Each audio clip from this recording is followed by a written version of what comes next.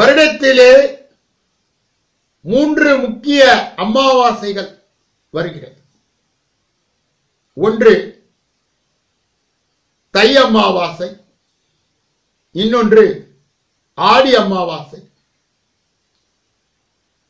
மூன்றாவது மாகாளிய பட்ச அமாவாசை. இன்றைய தினத்திலே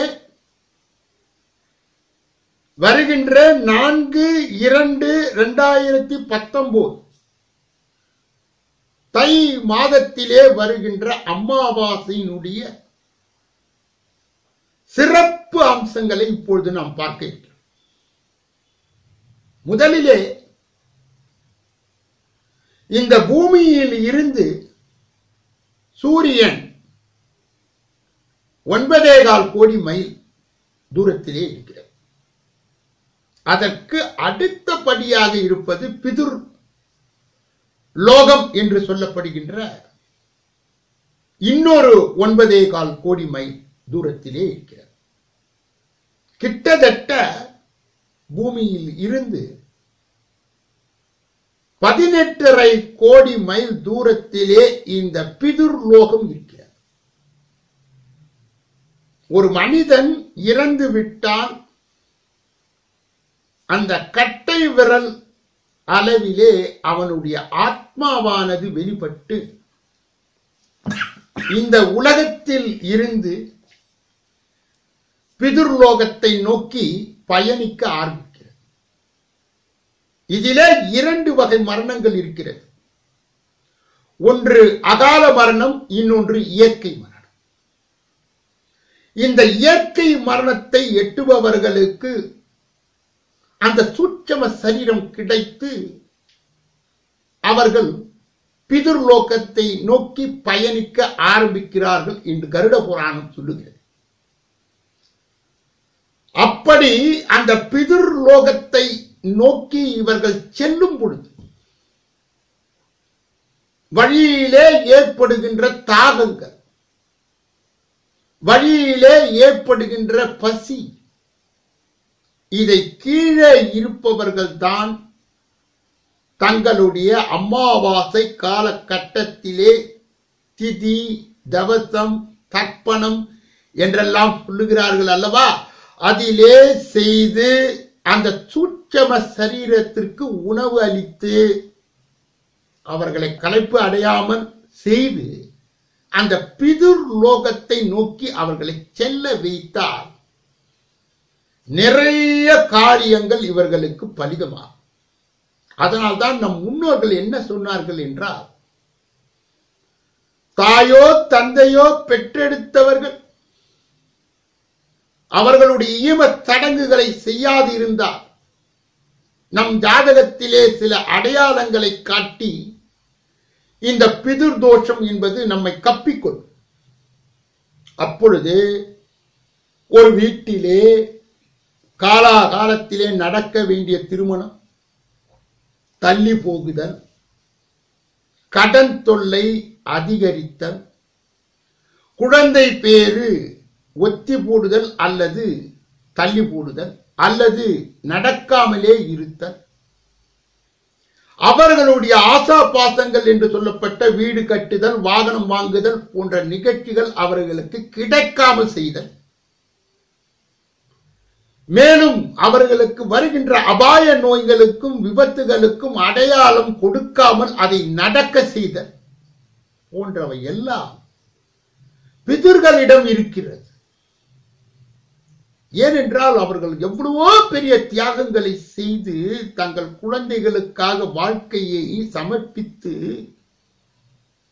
இந்த பூமியை விட்டு அவர்கள் செல்லும் பொழுது நாம் செய்ய வேண்டிய ஒரே கடமை இந்த அமாவாசை தினங்களிலே தேர்ந்தெடுத்து அதிலே வருகின்ற குதபகாலம் 11:30 to 12 மணி, அந்த 1 மணி நேரம் குதபகாலம் என்று கூறுவார். அவர்கள் சுற்றமத்தோடு வரும் பொழுது அன்றைய தினங்களிலே கோலங்களை போட்டு வைத்தால் அது சக்கரங்களாக இயங்கி அவர்களை தடுத்து விடும். அதனால்தான் அமாவாசை தினங்களிலே கோலங்கள் போடக்கூடாது.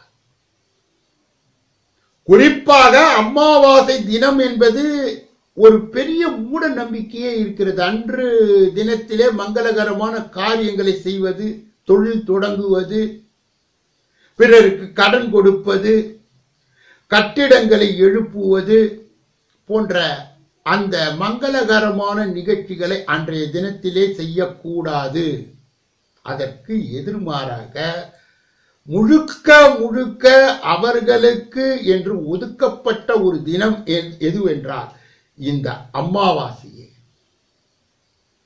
அன்றைய தினத்திலே அவர்களை நினைத்து விரதம் கடைபிடிக்க முடிய உடல் வசதி இருந்தால் கடைபிடிக்கலாம், அல்லது அன்றைய தினத்திலே காகத்துக்கு உணவளித்து அதன் பிறகு இவர்கள் உணவை ஏற்பது என்பது மிக மிக முக்கியமான ஒரு சடங்காக இருக்கிறது. அவர்களுடைய படத்தை தெய்வ திரு உருவ படங்களோடு இணைத்து வைக்க கூடாது. ஏனென்றால் அமரர்கள் என்பது வேறு, தெய்வங்கள் என்பது வேறு. அமரர்கள் என்பவர்கள் மனிதரை காட்டிலும் உயர்ந்தவர்கள், தேவர்கள் அமரர்களை காட்டும் உயர்ந்தவர்கள். இவர்களை இருவரையும் ஒரே இடத்தில் வைத்து பூஜிப்பது என்பது நம்முடைய இஷ்டத்தை பூர்த்தி செய்யாது. அதற்கு எதிர்மாறாக அவர்களுக்கு என்று ஒதுக்கப்பட்ட ஒரு இடத்திலே, குறிப்பாக தெற்கு நோக்கி மேற்கு நோக்கி அவர்களுடைய இறந்த படங்களை வைத்து வணங்குவது என்பது முற்றிலும் தவிர்க்கப்பட வேண்டிய ஒரு காரியம். அந்த இறந்தவர்களுடைய படத்தை ஒன்று கிழக்கு நோக்கி வைக்க வேண்டும் அல்லது வடக்கு நோக்கி வைக்க வேண்டும். தீபங்களை ஏற்றும் பொழுது வடக்கு நோக்கியும் கிழக்கு நோக்கியும் தான் தீபங்களை ஏற்ற வேண்டுமே தவிர எந்த காரணத்தை கொண்டும் தெற்கு நோக்கி ஏற்றக்கூடாது. இந்த இறந்தவர்களை நாம் ஏன் பூஜிக்க வேண்டும், அன்றைய தினத்திலே நாம் ஏன் இதை கொண்டாட வேண்டும் என்று பார்த்தால், ஒன்றை நீங்கள் புரிந்து கொள்ள வேண்டும். ஜாதகத்திலே நாங்கள் இரண்டு விஷயங்களை பலமாக எடுத்துக்கொள்வோம். ஒன்று பிதுர் தோஷம், இரண்டாவது குலதெய்வ சாபம். பிதுர்களுக்கு இந்த நில உலகத்திலே இருந்து இந்த அமாவாசை திதி தர்ப்பணம் தவத்தம் என்பதை செய்தால்தான் அவர்களுக்கு அடுத்த பிறவிக்கு உரிய அந்த பயணம் தடைபெறாமல் நடக்கும். அதனால் நாம் பூஜை செய்து அவர்களுக்கு வெளிச்சத்தை காட்டி மறுபிறவிக்கு பயணிக்க நாம் உதவ வேண்டும். அவர்கள் எப்படி உதவுவார்கள் என்றால், தெய்வங்கள் நமக்கு வரம் தர வேண்டும் என்றால் நேர்முகமாக அந்த வரத்தை தர மாட்டார்கள். அவர்கள் மூலமாகத்தான் கொடுத்து நமக்கு அந்த வரத்தை கொடுப்பார்கள். ஆகையால் நீங்கள் அவர்களை நினைத்து வணங்கும் பொழுது, அவர்களுடைய மறுபிறவிக்கு வெளிச்சத்தை காட்டும் பொழுது, அவர்களை உயர்த்தும் பொழுது அவர்கள் என்ன செய்கின்றார்கள் என்றால், உங்கள் வீட்டிலே நடக்கின்ற மங்களகரமான காரியங்களுக்கு பாதுகாப்பாக நின்று பெரிய ஆசீர்வாதத்தை கொடுத்து உங்களை வழி நடத்துகிறார்கள் என்றால் இது முற்றிலும் உண்மை. இதற்கான ஒரு சிறிய உதாரணத்தை நான் சொல்ல இங்கே கடமைப்படுகிறேன். நம்முடைய நீர்நிலைகளில் இருந்து மேகம் எப்படி உருவாகி திரியும், அது மறுபடியும் அது மழையாக பொழிகிறதோ அதுபோல இந்த இறந்த ஆன்மாக்களுக்கு, இறந்த ஆத்மாக்களுக்கு நாம் செய்கின்ற இந்த காரியமானது அவர்களுடைய நிலை சென்று அது ஆசீர்வாதமாக மாற்றப்பட்டு நம் பூமிக்கு வருகிறது என்றார்.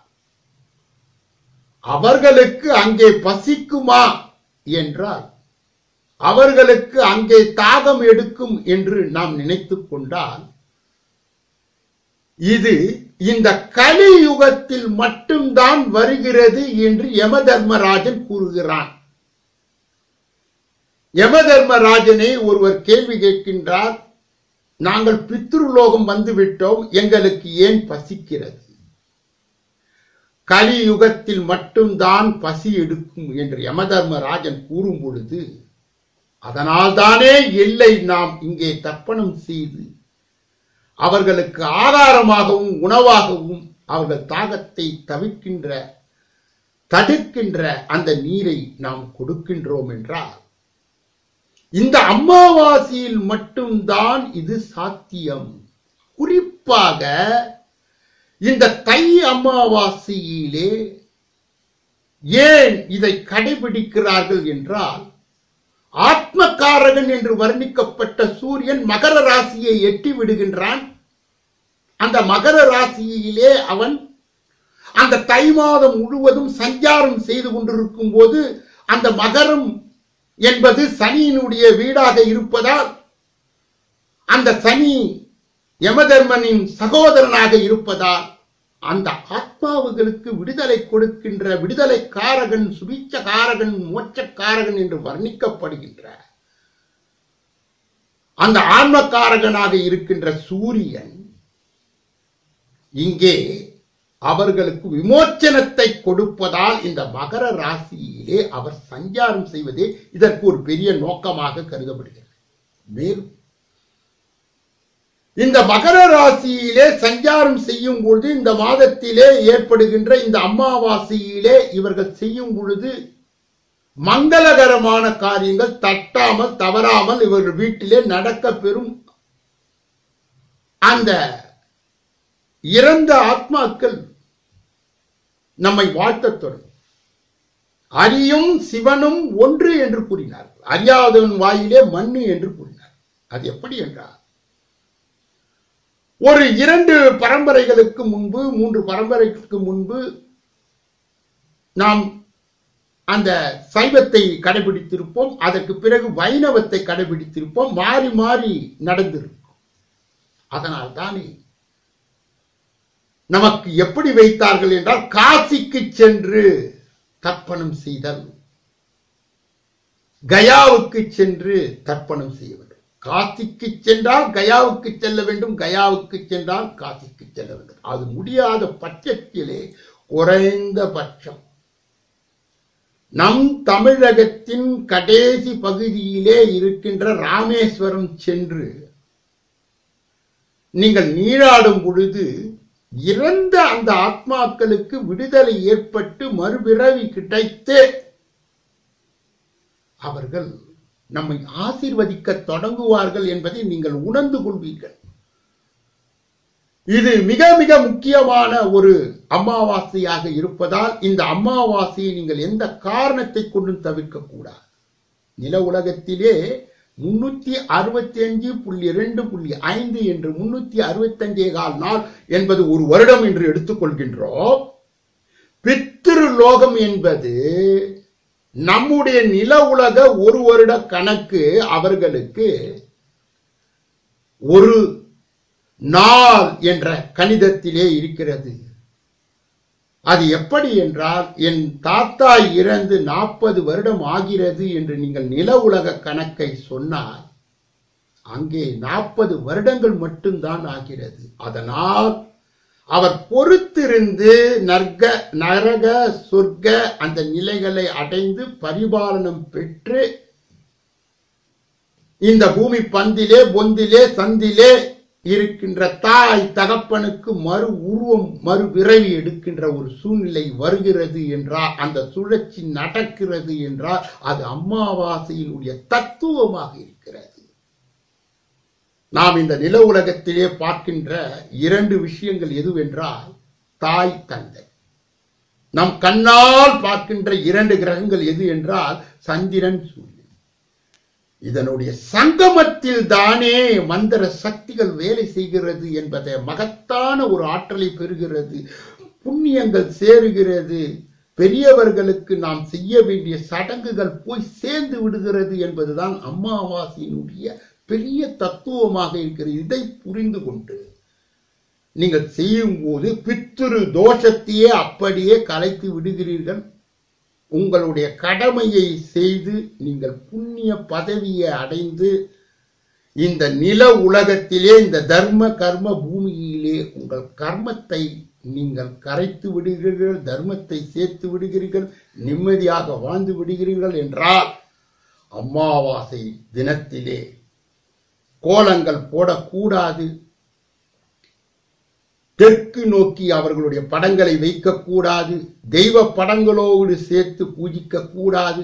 மிக முக்கியமான அமாவாசையாக கருதப்படுகின்ற இந்த தை அமாவாசை, ஆடி அமாவாசை, மாகாளிய பட்ச அமாவாசை முறைப்படி வணங்கி அவர்களுக்கு எள்ளும் தண்ணீரும் இறைத்தால் நமக்கு கிடைக்கும் புண்ணியங்கள் கோடி கோடி கோடி என்று சொல்லி இதை நிறைவு செய்து உங்களை அடுத்த பதிவிலே சந்திக்க இருக்கின்றேன். நன்றி, வணக்கம்.